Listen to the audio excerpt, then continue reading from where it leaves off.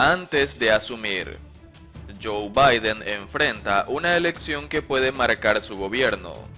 ¿Qué se vota este martes y por qué es tan importante?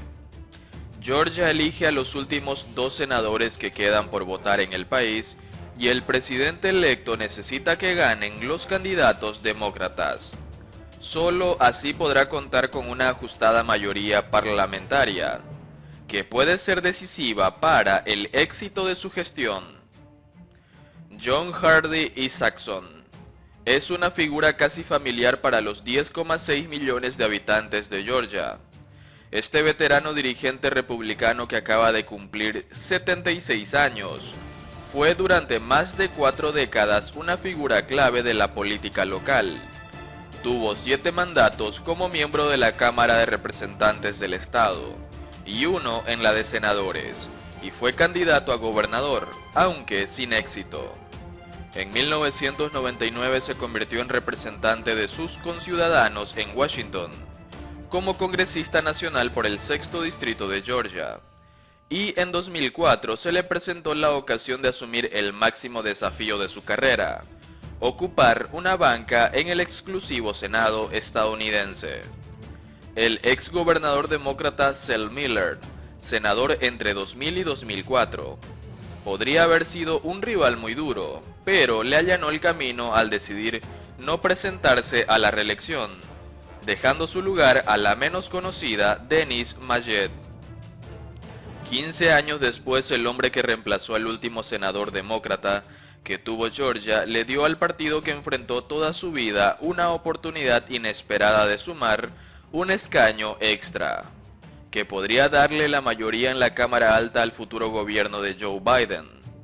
En rigor, le permitiría igualar en 50 a los republicanos, habilitando a Kamala Harris a desempatar como vicepresidenta. Cada uno de los 50 estados del país elige 2 senadores, por un mandato de 6 años. Como el cuerpo se renueva por tercios cada 2 años, nunca coincide la elección de ambas bancas en un mismo ciclo electoral. En uno le toca una, en el siguiente a la otra y en el tercero a ninguna. El escaño de Isakson, que había sido reelecto en 2010 y en 2016, volvía a oponerse en juego recién en 2022. Pero como este renunció el 31 de diciembre de 2019 por razones de salud, 4 años después de anunciar que tenía Parkinson, Georgia debe renovar sus 2 bancas en este ciclo electoral, la que el también republicano David Perdue ocupa desde 2015, que era la que correspondía elegir ahora, y la de Isakson, ocupada provisionalmente por Kelly Loeffler desde el año pasado. A pesar del triunfo de Biden en los comicios del 13 de noviembre, la elección legislativa del Partido Demócrata fue bastante pobre. En la Cámara de Representantes mantuvo la mayoría, pero con 10 congresistas menos que antes. En el Senado hasta ahora apenas logró recuperar una de las bancas que estaban en poder del Partido Republicano, que se impone por 50 a 48. Solo ganando las 2 de Georgia podría igualarlo. Si esto no se resolvió el 13 de noviembre es porque Georgia es, junto a Luisiana, el único estado en el que hay ballotage, si ninguno de los candidatos supera el 50% de los votos. Es lo que sucedió. Por eso este martes se realizan 2 segundas vueltas.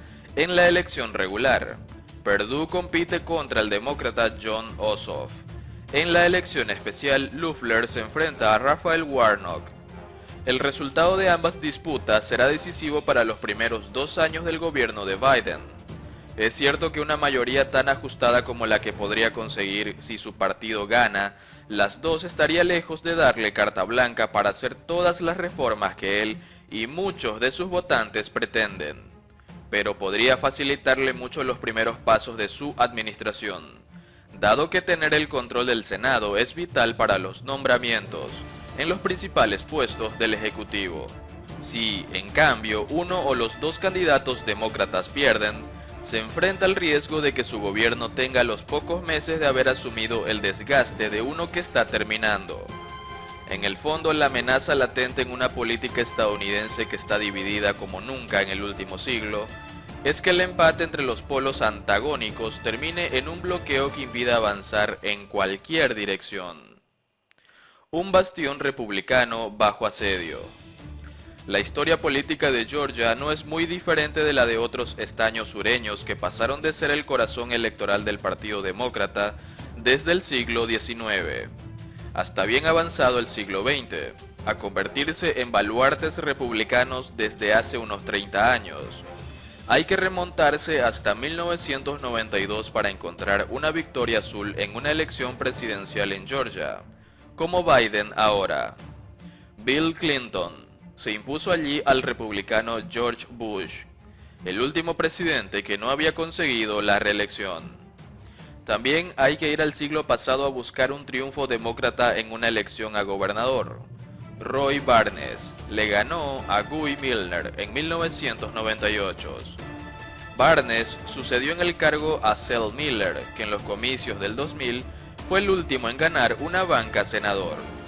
2 décadas más tarde, los resultados de primera vuelta, incluso con la derrota de Trump por cerca de 12.000 votos, ratificaron la primacia republicana. En la elección regular, Perdue le sacó 88.000 votos de ventaja a Ossoff y quedó a centésimas de alcanzar el 50%, que necesitaba para ganar, ya que obtuvo el 49,73%.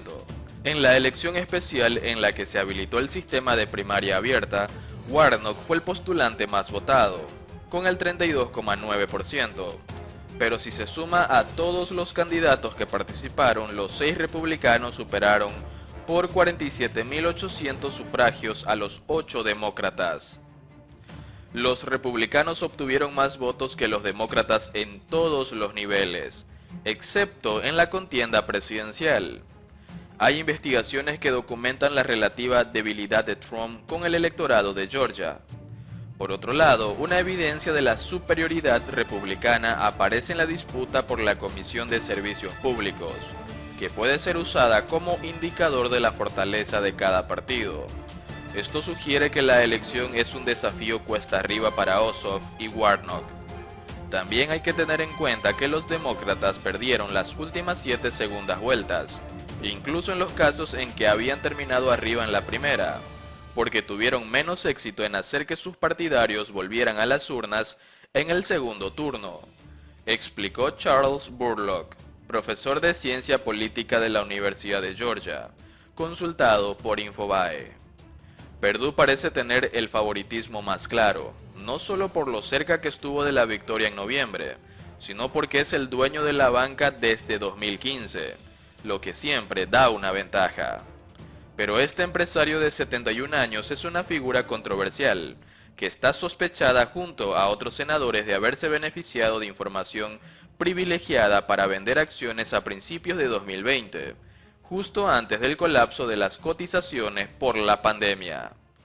Ossoff, un periodista de 33 años que dirige una productora de documentales de investigación sobre hechos de corrupción en distintas partes del mundo, se presentó en campaña como la antítesis de Perdue.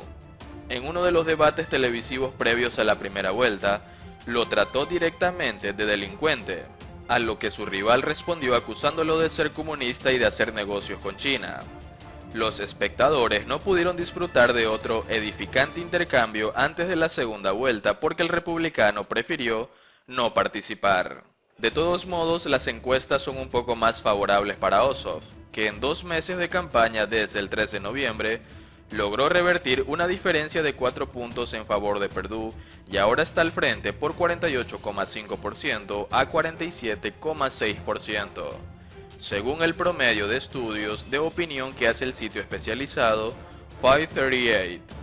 Pero más allá de que una distancia de 0,9 está por debajo del margen de error, las encuestas en Estados Unidos deben ser tomadas con especial cautela porque en los últimos años tienden a subestimar el voto republicano. Ocurrió en casi todos los estados en 2016 y en 2020. De hecho, 538 acertó en pronosticar una victoria de Biden en Georgia, pero vaticinaba una diferencia de 1,2 que terminó siendo de 0,2. Si se produjera el mismo corrimiento el martes, se esfumaría la ventaja de 0,9 para Ossoff. El Partido Demócrata parece mejor posicionado en la elección especial por un lado. Loeffler defiende la banca sin haberla ganado, ya que solo la ocupa de forma interina. Eso se notó en noviembre, cuando la empresaria de 40 años obtuvo apenas un 25%, solo 6 puntos más que Doug Collins, el segundo aspirante republicano más votado. Sus ataques hacia su rival interno fueron tan furibundos que es realmente una incógnita si todos los que votaron por él van a sufragar por ella.